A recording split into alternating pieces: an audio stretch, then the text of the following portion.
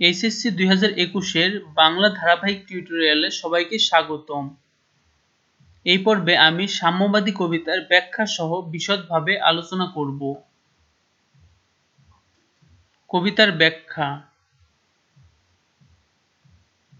গাহি সাম্যের গান, যেখানে আসিয়া এক হয়ে গেছে সব বাধা ব্যবধান, যেখানে মিশেছে হিন্দু, বৌদ্ধ, মুসলিম, খ্রিস্টান।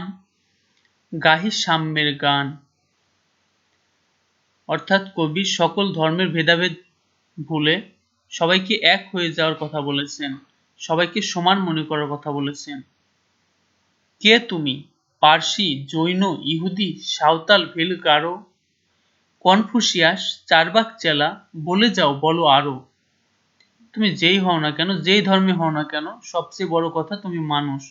এজন্য নিজের ধর্মের ভেদাভেদ ভুলে যেতে হবে। বন্ধু যা খুশি হও, পেটে পিঠে কাঁধে মগজে যা খুশি পুঁথি ও কেতাব বও।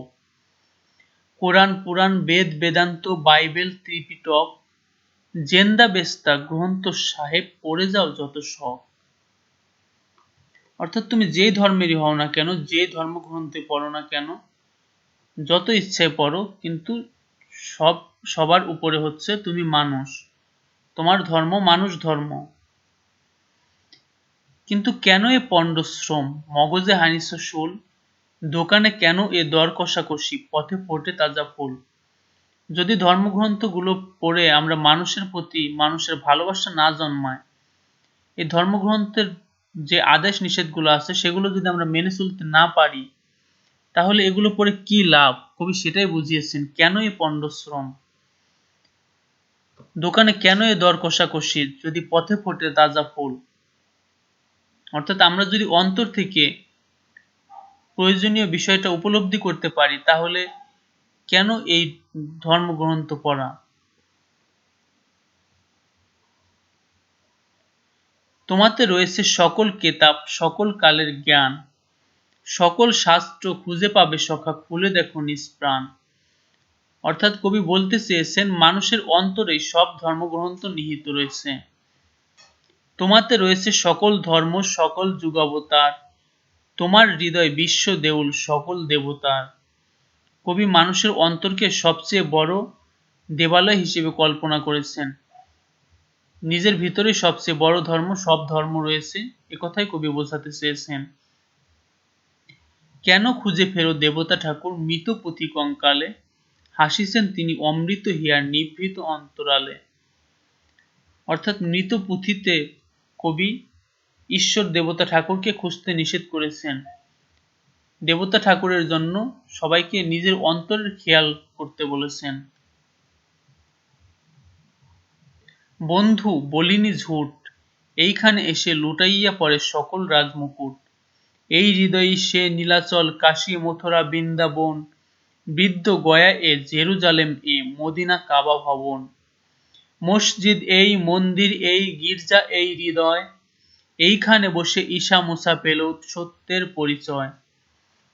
অর্থাৎ কবি এই মানব হৃদয়কে সবচেয়ে বড় পবিত্র উপাসনালয় হিসেবে কল্পনা করেছেন। অর্থাৎ মক্কা, মদিনা কিংবা মন্দির, গির্জার সাথে কবি মানুষের হৃদয়কে তুলনা করেছেন। এই রণভূমে বাঁশির কিশোর গাহিলেন মহাগীতা, এখানে শ্রীকৃষ্ণের কথা বলা হয়েছে। এই মাঠে হলো মেষের রাখাল, নবীরা খোদার মিতা। অধিকাংশ নবীরাই মেষ পালন করতেন, এজন্যই বলা হয়েছে মেষের রাখাল, নবীরা হলেন খোদার মিতা। এই হৃদয়ের ধ্যান গুহা মাঝে বসিয়া সাক্ষ্যমণি, অর্থাৎ বুদ্ধদেবের কথা বলা হয়েছে। বুদ্ধদেব অন্তরের গভীর সাধনায় ধ্যান করার মাধ্যমে ঈশ্বরকে পান। ত্যাজিল রাজ্য মানবের মহা বেদনার ডাক শুনি, অর্থাৎ বুদ্ধদেব মানুষের ডাক শুনে মানুষের স্বার্থে রাজ্য ছেড়ে চলে আসেন, সেই কথাই বলা হয়েছে।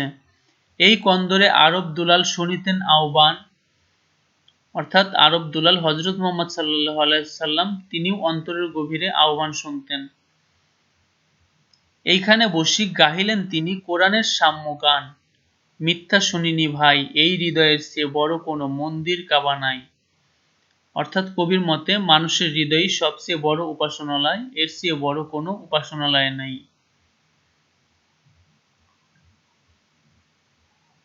পাঠ পরিচিতি।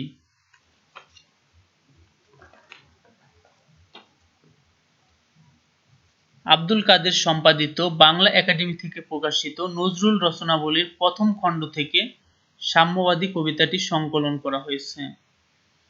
1925 খ্রিস্টাব্দে প্রকাশিত সাম্যবাদী কাব্যের অন্তর্ভুক্ত এই কবিতাটিতে বৈষম্যবিহীন অসাম্প্রদায়িক মানব সমাজ গঠনের প্রত্যাশা ব্যক্ত করা হয়েছে। কবি এই সাম্যের গান গেয়েই গোটা মানব সমাজকে ঐক্যবদ্ধ করতে আগ্রহী। কবির বিশ্বাস, মানুষ হিসেবে স্বীকৃতি পেয়ে পরিচিত হয়ে ওঠার চেয়ে সম্মানের আর কিছু হতে পারে না। নজরুলের এই আদর্শ আজও প্রতিটি সত্যকার মানুষের জীবনপথের প্রেরণা। কিন্তু মানুষ এখনই সম্প্রদায়কে ব্যবহার করে রাজনীতি করছে, মানুষকে শোষণ করছে, একের বিরুদ্ধে অন্যকে উস্কে দিচ্ছে। ধর্ম, বর্ণ, গোষ্ঠীর দোহাই দিয়ে মানুষ পরস্পর থেকে দূরে ঠেলে দিচ্ছে। নজরুল এই কবিতায় সুস্পষ্টভাবে স্মরণ করিয়ে দিয়েছেন, মানুষের মাঝে স্বর্গ নরক, মানুষ এতে সরাসর। তাই তিনি জোর দেন অন্তর্ধর্মের উপর। ধর্মগ্রন্থ পড়ে যে জ্ঞান মানুষ আহরণ করতে পারে, তাকে যথোপযুক্তভাবে উপলব্ধি করতে হলে প্রয়োজন প্রগাঢ় মানবিকতা বোধ। মানুষের হৃদয়ের চেয়ে যে শ্রেষ্ঠ কোনো তীর্থ নেই, এই প্রতীতি কবির স্বোপার্জিত অনুভব। এ কারণে কবি মানবিক মেলবন্ধনের এক অপূর্ব সঙ্গীত পরিবেশন করতে আগ্রহী। এই গানে মানুষের সব ব্যবধান ঘুচে যাবে। মানবতার সুবাস ছড়ানো আত্মার উদ্বোধনের মধ্য দিয়ে এই জীবনকে পবিত্রতম করে তোলা সম্ভব। এই মর্মবাণীকে সকলের মাঝে ছড়িয়ে দেওয়াই এই কবিতার নজরুলের অন্বিষ্ট। কবি পরিচিতি। কাজী নজরুল ইসলাম বাংলা কাব্য জগতের এক অনন্য শিল্পী। তিনি 1899 খ্রিস্টাব্দে জন্মগ্রহণ করেন এবং 1976 সালে মৃত্যুবরণ করেন। তিনি বাংলাদেশের জাতীয় কবি। মাত্র 8 বছর বয়সে পিতাকে হারিয়ে কবির পরিবার চরম দারিদ্র্যে পতিত হয়। 1316 বঙ্গাব্দে গ্রামের মক্তব থেকে নিম্ন প্রাইমারি পাশ করে সেখানেই 1 বছর শিক্ষকতা করেন নজরুল। 12 বছর বয়সে তিনি লেটোর দলে যোগ দেন এবং পরে দলের জন্য পালাগান রচনা করেন। বস্তুত তখন থেকেই তিনি সৃষ্টিশীল সত্তার অধিকারী হয়ে ওঠেন। প্রথম বিশ্বযুদ্ধ শুরু হওয়ার পর 1917 সালে 49 নম্বর বাঙালি পল্টনে সৈনিক হিসেবে তিনি যোগদান করেন এবং করাচিতে যান। পরে হাবিলদার পদে উন্নীত হন। 1920 সালের শুরুতে বাঙালি পল্টন ভেঙে দিলে তিনি কলকাতায় আসেন এবং পরিপূর্ণভাবে সাহিত্য চর্চায় মনোনিবেশ করেন।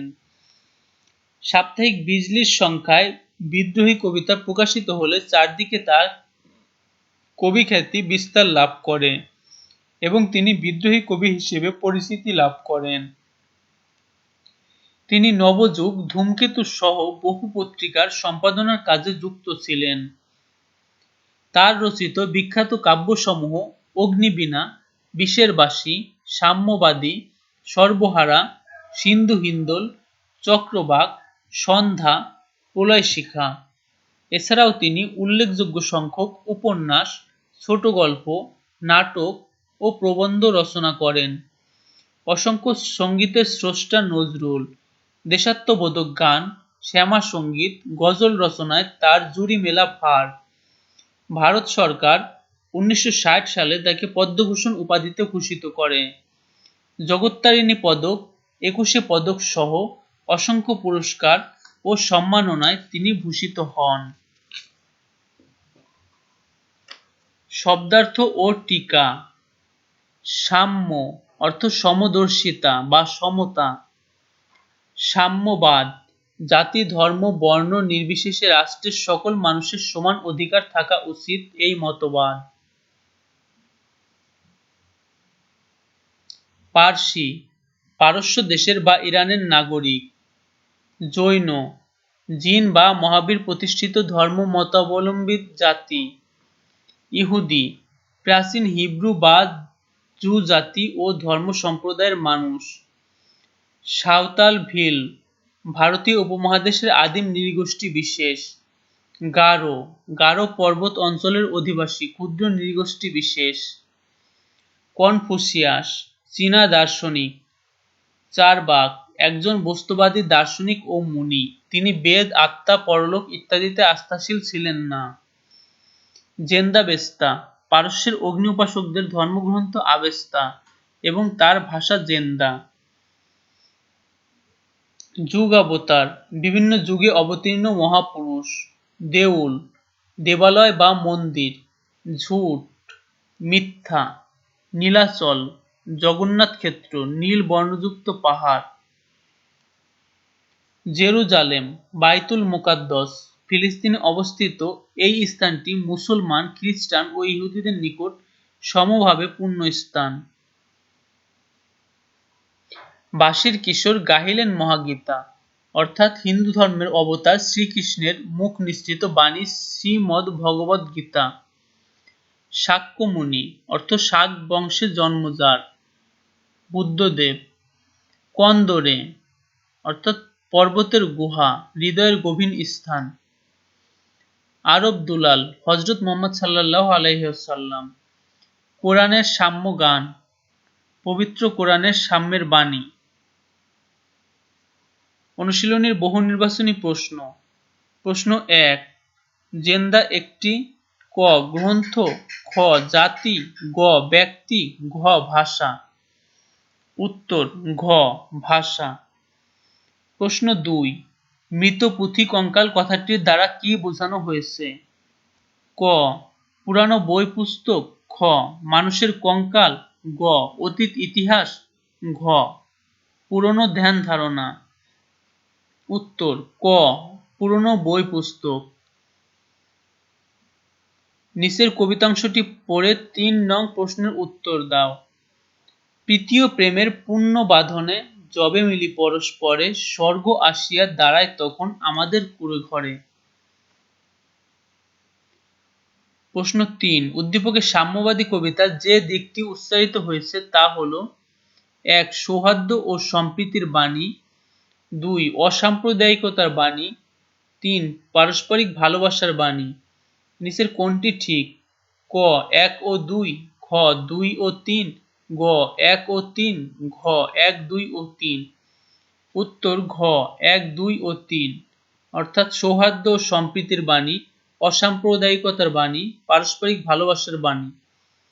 প্রশ্ন ৪, কাজী নজরুল ইসলামকে সাম্যবাদী কবি বলা হয় কারণ তিনি: ১. নারী পুরুষের সমতা চেয়েছেন, ২. ধনী গরিবের সমতা চেয়েছেন, ৩. ধর্মীয় বিভেদ ভুলে যেতে চেয়েছেন।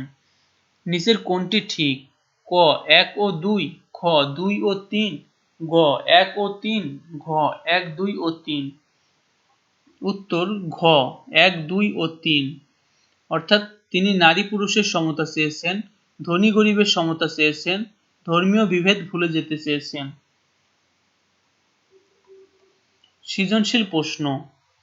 শুধাও আমাকে এতদূর তুমি কোন প্রেরণায় এলে, তবু তুমি বুঝি বাঙালি জাতির বীজ মন্ত্রটি শোনো নাই, সবার উপর মানুষ সত্য তাহার উপর নাই, একসাথে আসি একসাথে বাঁচি আরো একসাথে থাকবই, সব বিভেদের রেখা মুছে দিয়ে সাম্যের ছবি আঁকবই।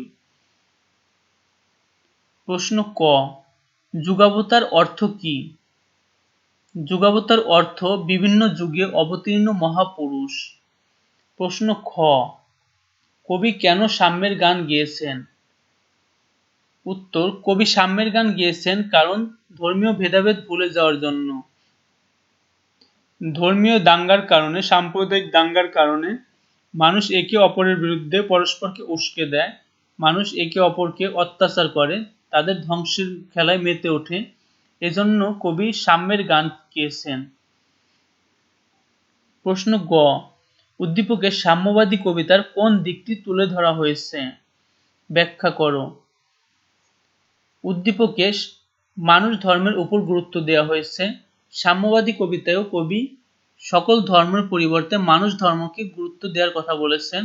সুতরাং এই মানব ধর্মের দিকটি উদ্দীপকে এবং সাম্যবাদী কবিতায় মিল রয়েছে। প্রশ্ন ঘ, উদ্দিষ্ট দিকটি হৃদয়ে লালন করার মাধ্যমে আমরা সুন্দর, সুখী, সমৃদ্ধ সমাজ গড়ে তুলতে পারব। বিশ্লেষণ করো। উদ্দীপকে মানব ধর্মের উপর গুরুত্ব দেওয়া হয়েছে, অর্থাৎ সাম্প্রদায়িকতার কথা ভুলে যাওয়া হয়েছে, সকল বিভেদের কথা ভুলে যেতে বলা হয়েছে। আমরা যদি সকল বিভেদ ভুলে যাই তাহলে পরস্পর মিলেমিশে একসাথে থাকতে পারবো, আর এভাবেই মানুষের মধ্যে সুখ শান্তি বিরাজ করবে, অর্থাৎ আমরা সুন্দর, সুখী, সমৃদ্ধ সমাজ গড়ে তুলতে পারবো। আজ এ পর্যন্তই, দেখা হবে আগামী পর্বে।